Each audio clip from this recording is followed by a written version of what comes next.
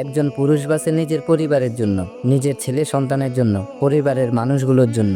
নিজে শত কষ্ট করে হলেও পরিবারের মানুষগুলোকে ভালো রাখার চেষ্টা করে, নিজে না খেয়ে হলেও পরিবারের মানুষগুলোকে ভালো মন্দ খাওয়ানোর চেষ্টা করে। তা আমি জানি, আপনি জানেন, আমরা সবাই জানি। আমি গতকালকে ফেসবুকে একটি ভিডিও দেখলাম, যে ভিডিওটি দেখার পর আমার সত্যি অনেক খারাপ লেগেছে। তাই ভাবলাম আপনাদের সাথে ভিডিওটি সম্পর্কে কিছু কথা বলি। ঘটনাটি ছিল এমন, একজন লোক ব্যবসা করার জন্য আরেকজনের কাছ থেকে 2 লক্ষ টাকা ঋণ নেয়। ঋণ নেওয়ার কিছুদিনের মধ্যেই ওই লোকটা অসুস্থতার কারণে মারা যায়। ওই লোকের যখন জানাজা হয় বা জানাজার সময় যে ওনার কাছ থেকে টাকাটা পাবে, তিনি ওখানে উপস্থিত হয়। উনি তার ছেলেকে বলে যে আমি তোমার বাবার কাছ থেকে কিছু টাকা পাই। উনি তখন বলে যে আচ্ছা, আপনি কোনো চিন্তা করেন না, আমি পরবর্তীতে আপনার টাকাটা দিয়ে দিব। আপনি কত টাকা পান আমাকে বলেন, আমি আমার বাবার টাকাটা পরিশোধ করব। জানাজা হলো, মাঠে দেওয়া হলো, সব শেষ। এর মধ্যে 1 মাস পার হলো। 1 মাস পার হলো, ওনার টাকাটা দেওয়া হয় নাই। উনি কি করছে, পরবর্তীতে এক সময় ওনার ছেলের বাড়িতে আসছে, এসে বলছে যে দেখো বাবা, তুমি তো বলছো আমার টাকাটা পরিশোধ করবা, কই টাকাটা তো দিলা না। তখন উনি সরাসরি বলে যে আমি আমার বাবার টাকা পরিশোধ করতে পারবো না।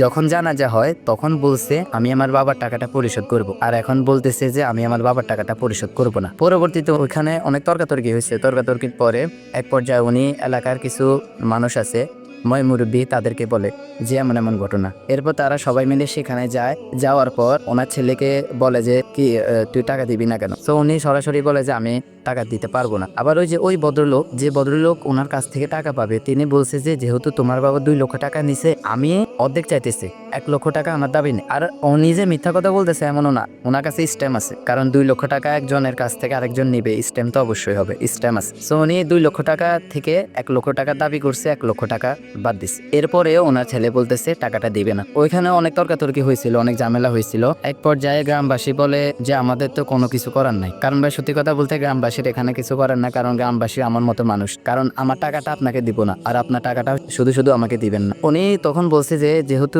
তুমি তোমার বাবার টাকাটা দিবা না, আমি 1 লক্ষ টাকা দাবি করতেছি, এরপরও যখন তুমি আমার টাকাটা দিবা না, আমি আমার টাকার দাবি ছাড়বো না। আমি হাসরের ময়দানে ওই টাকাটার জন্য দাঁড়িয়ে থাকবো, তখন তো দিতে হবে। এই কথা বলে ওই লোকটা চলে যায়। এখন আমার কথা হলো ভাই, আমরা যে আমাদের পরিবারের জন্য এত কথা ভাবি, এত চিন্তা করি, চুরি করে হলেও ডাকাতি করে হলেও পরিবারের মানুষগুলোকে খাওয়াই। আবার সবাই চুরি করে এমন না, সবাই ডাকাতি করে এমন না, কিন্তু পরিবারকে ভালো রাখার জন্য অনেকেই কাজটা করে, অনেকেই কাজ করতে বাধ্য হয়। সে নিজেও জানে যে সে চুরি করতেছে, ডাকাতি করতেছে, চিন্তাই করতেছে, গুনার ভাগ তাকেই নিতে হবে, পরিবার বহন করবে না, সে নিজেও জানে। এরপরও পরিবারের ভালোর জন্য নিজে চিন্তাই করে, ডাকাতি করে, ব্যবসা করে, কঠোর পরিশ্রম করে হলেও পরিবারের মানুষগুলো লোকে খাওয়ায়। দিন শেষে কোনো লাভ নেই, দিন শেষে আপনি আমি অসহায়। ঘটনাটি হলো এটাই আর কি। আল্লাহ পাক আমাকে আপনাকে ওই ছেলের মতো না বানাক।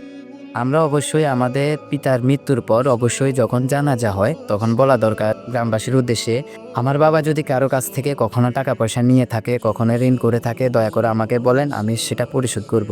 এই কথাটা বলা দরকার। আর যদি কেউ কোনো টাকা পয়সা পেয়ে থাকে, এই টাকাটা পরিশোধ করতে হবে ছেলেদেরই।